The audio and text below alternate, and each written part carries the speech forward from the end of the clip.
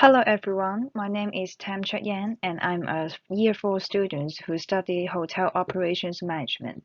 I'm going to present my project, Developing an Extended Theory of Planned Behavior Model to predict post-pandemic travel intention to Japan and hotel selection factors among Hong Kongers. Japan is consistently a favorite travel destination, especially for tourists from East Asia.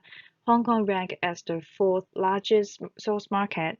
One-fifth of Hong Kongers have already visited Japan for 10 times or above until 2017. In 2019, Hong Kongers traveled to Japan the most frequently and they became the biggest ratio of traveling Japan for at least one time or above. In the past 10 years, Hong Kong tourists were a variance of 6 to 8% of the total international visitor, and the rate has risen, except the period of the pandemic. It showed how Hong Kongers love to travel to Japan, and Japan fascinates Hong Kongers because of their culture and so on. This research aims to investigate the factors that affect travel intention to Japan and hotel selection criteria among Hong Kongers after the COVID-19 pandemic in order to develop new products or services in the post-pandemic future. Research question one is to investigate the predictive force of attitude, subjective norm, and perceived behavior control on Hong Kongers' travel intention to Japan after the COVID-19 pandemic. RQ2 is to examine the effects of pandemic-related travel constraints and perceived destination health and safety correlated with Hong Kongers' travel intention to Japan after the COVID-19 pandemic. And RQ3 is to explore Hong Kong outbound travelers' priority of hotel selection in Japan. Permanent Hong Kong residents who are over 18 years old were included as the sampling population.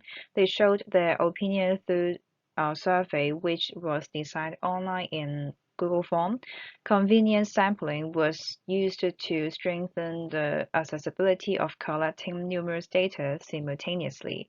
For data analysis, SPSS 27 was involved including regression for RQ1 and 2, and two non-parametric tests for RQ3. Regarding RQ1, I found that attitude, subjective norm, and perceived behavior control were useful predictive force on Hong Kongers' travel intention to Japan after COVID-19, especially attitude with stronger explanatory power, meaning that Hong Kongers' attitude towards Japan was very important to investigate their travel intention to Japan.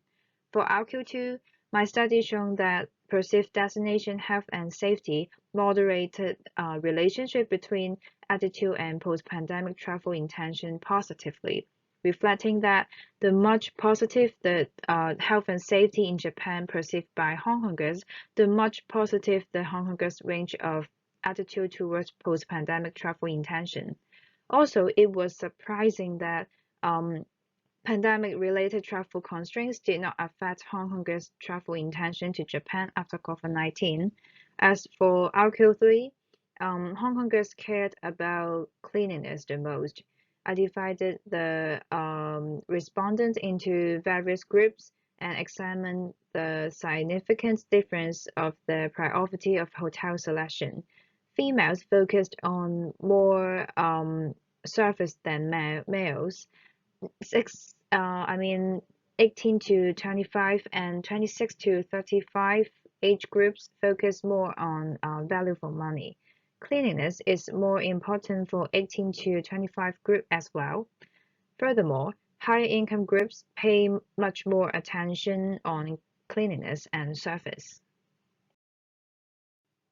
To conclude, this study might be beneficial to destination marketing organizations of Japan tourism and tourism organizations to formulate strategies to attract Hong Kongers to travel to Japan after COVID-19 on one hand.